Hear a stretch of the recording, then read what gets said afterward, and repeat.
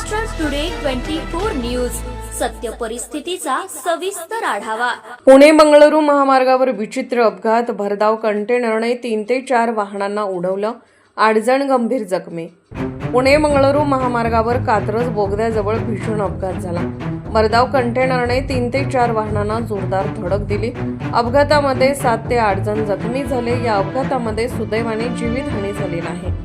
पुणे बंगळुरू महामार्गावर भीषण अपघाताची घटना घडली।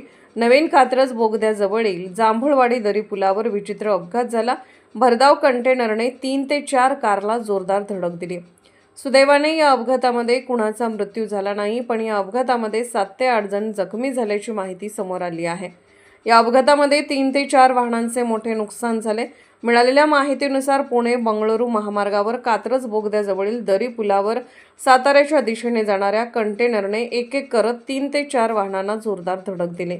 ही धडक इतकी तीव्र होती की वाहनांचा अक्षरशः चुराडा झाला। काही वाहनांच्या काचा फुटल्या तर काही वाहनांचे तुकडे झाले। या अपघातानंतर पुणे बंगळुरू महामार्गावर वाहतूक कोंडी झाली।